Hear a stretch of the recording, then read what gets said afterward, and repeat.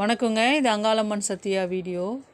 அங்காள பரமேஸ்வரி அந்த அம்மாவை வணங்கும்பொழுது நம்ம நினைப்போம், எந்த ஒரு பிரச்சனையாக இருந்தாலும் அம்மா இருக்கா பார்த்துப்பா, கண்டிப்பாக நம்மளுக்கு சரியாயிடும் அப்படின்ற ஆழ் மனதில் ஒரு அதீத ஒரு குருட்டுத்தனமான நம்பிக்கைன்னு சொல்லுவாங்க பார்த்தீங்களா. எவ்வளோ பெரிய உயிர் போகிற பிரச்சனையாக இருந்தாலும் எங்கள் அம்மா இருக்காப்பா, எனக்கு காப்பாற்றிடுவா அப்படின்ற ஒரு நம்பிக்கைன்றது எனக்கு எப்போவுமே இருக்குங்க. அது வந்து பைத்தியக்காரத்தனமாக இருந்தாலும் சரி, இல்லை முட்டாள்தனமாக மற்றவங்க நினச்சா கூட அதை பற்றி கவலை இல்லைங்க.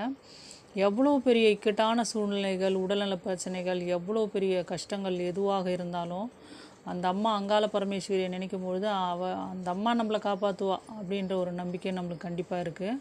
இந்த மாதிரியான நம்பிக்கை எனக்குமே இருக்குங்க அப்படின்றவங்க கமெண்டில் சொல்லுங்கள்.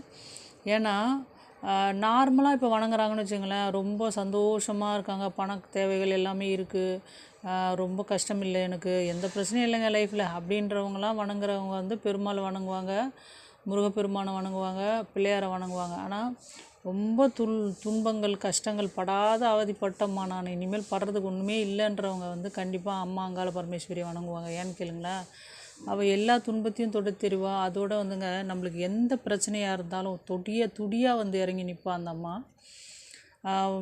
எனக்கு தெரிந்த வரையில் பில்லி சூன்யம் ஏவல் அந்த மாதிரி விஷயங்கள் வேறு எந்த கோயில் போனாலும் நீங்கள் சரியாகாது. நீங்கள் எவ்வளோ பெரிய காளி கோயில்கள் பெரும்பாலும் அந்த மாதிரி விஷயங்களுக்கு வந்துங்க சரியாகுங்க. மற்றபடி நார்மல் சாந்தமான எந்த தெய்வத்துக்கு கோயிலுக்கு போனாலும் அது சரியாகவே ஆகாது. ஆனால் மலையனூர் போயிட்டிங்கன்னா உங்களுக்குள்ளேயே ஒரு நம்பிக்கை வந்துடும், அந்த அம்மா நம்மளை காப்பாற்றிடும் அப்படின்ட்டு. அதேமாதிரி அந்த அம்மா படங்களை வீட்டில் வச்சு வணங்கும் பொழுதும் நம்மளுக்கு அந்த காற்று கருப்பு பேய் பிசாசு மேலெலாம் பயமே வராது. எதிரிலவே வந்து ஒரு உருவம் வந்து நின்னா கூட நீங்கள் பயப்பட மாட்டீங்க. ஏன்னா அவளே தைரியத்தின் நாயகி, சுடுகாட்டு காளி அந்த அம்மா அங்காள பரமேஸ்வரி. அவள் ரூபம்ன்றது ஆக்ரோஷ ரூபம். நம்மளுக்கு காட்சி அளிக்கிறது அந்த அம்மா வந்து சாந்த சுரூபியாக காட்சி அளித்தாலும் அந்த அம்மாவுடைய உருவம்ன்றது ஆக்ரோஷ ரூபம்தான்.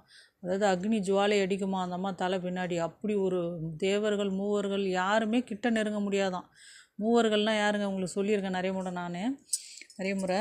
விஷ்ணு, பிரம்மா, சிவன் 3 பேர். இவங்களே கிட்ட அந்த அம்மா கிட்ட நெருங்க முடியாத அளவுக்கு அக்னி ஜுவாலை அடிக்கும்ன்றாங்க. அந்த தலைக்கு பக்கம் அந்த அம்மாவுக்கு அப்படியே நீங்கள் பார்த்துக்கலாம், நிறைய அக்னி கிரீடங்கள், பாம்பு கிரீடம், அந்த மாதிரிலாம் நிறைய பேர் அங்காள பரமேஸ்வரி வேஷம் போடுறவங்க போடுவாங்க.